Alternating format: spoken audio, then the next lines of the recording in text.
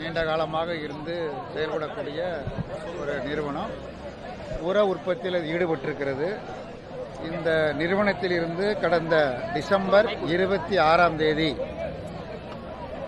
அமோனிய கசிவு ஏற்பட்டு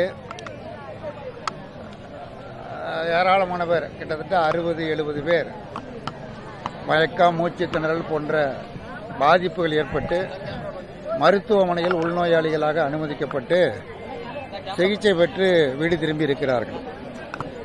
மாநில அரசு உடனடியாக கோரமண்டல் உர உற்பத்தியை நிறுத்த வேண்டும், உற்பத்தியை தொடரக்கூடாது என அறிவித்து உற்பத்தியும் தொடங்கவில்லை. 26ஆம் தேதியிலிருந்து நிறுவனம் மூடப்பட்டு இருக்கிறது.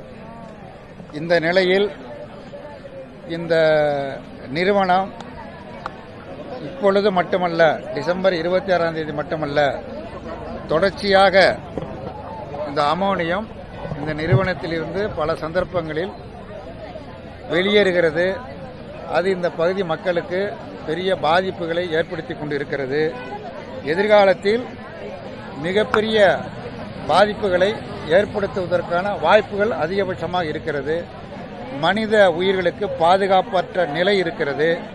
ஆகவே இந்த கோரமண்டல் உர தொழிற்சாலையை தற்காலிகமாக அல்ல, நிரந்தரமாக மூட வேண்டும் என்று இந்த பகுதி மக்கள் தொடர்ந்து கோரி வருகிறார்கள்.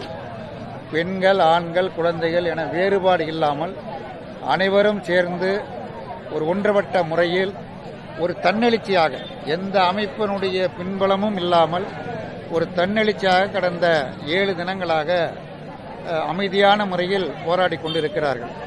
இங்கே கடுமையான வெயில், அந்த வெயிலை பொருட்படுத்தாமல் அந்த போராட்டத்தில் அவர்கள் பங்கெடுத்திருக்கிறார்கள். மேலே மேற்கூரை, அதாவது குறைந்த தற்காலிக சாமினார் பந்தல் இதெல்லாம் போடுவாங்க. காவல்துறை அதுக்கு அனுமதிக்கலை. என்ன காரணம்னு எனக்கு புரியலை. இதில் அனுமதிக்கல என்ன தப்புன்னு தெரியல. வெயில் எல்லாரும் பெண்கள் பாவம், எல்லாரும் வெயிலில் உட்கார்ந்துருக்கிறாங்க. அதே மாதிரி ஒலிபெருக்கி பயன்படுத்துவதற்கும் காவல்துறையினர் அனுமதிக்கவில்லை. இத்தகைய முறைகள் சரியல்ல. நம்முடைய அரசியலமைப்பு சட்டத்தில் ஜனநாயக முறையில் ஆயுதமற்ற முறையில் எத்தகைய போராட்டத்தையும், உண்ணாவிரதம், ஆர்ப்பாட்டம், தர்ணா, சாலை மறியல் போன்ற போராட்டம் நடத்துவதற்கு அரசியலமைப்பு சட்டம் அனுமதி வழங்குகிறது. அதனால் இங்கே பார்த்தீங்கன்னா அமைதியான போராட்டத்திற்கு அனுமதி மறுக்கப்படுகிறது. போலீசார் அப்புறப்படுத்த மேற்கொண்ட முயற்சிகள் வெற்றி பெறவில்லை. பெண்கள் மிக உறுதியாக போராடுகிற காரணத்தினால் இந்த போராட்டம் நடைபெற்றுக் கொண்டிருக்கிறது. தமிழக அரசு உடனடியாக மக்களுடைய இந்த கோரிக்கைகளை செவிமடுத்து கேட்டு இந்த கோரமண்டல் தொழிற்சாலை தற்காலிகமாக மூடியிருப்பதை நிரந்தரமாக மூட வேண்டும் என்ற அவருடைய கோரிக்கையை பரிசீலித்து நிறைவேற்ற வேண்டும் என்று இந்திய கம்யூனிஸ்ட் கட்சியின் தமிழ்நாடு மாநில குழுவின் சார்பில் கேட்டுக்கொள்கிறேன். தூத்துக்குடியில் துப்பாக்கிச்சூடு நடத்தியவர்களுக்கு அரசு பதிவு ஏற்படுத்த, தூத்துக்குடி துப்பாக்கிச்சூட்டில் அரசு அதிகாரிக்கு 13 பேர் இறந்து போனது எல்லாருக்கும் தெரியும்.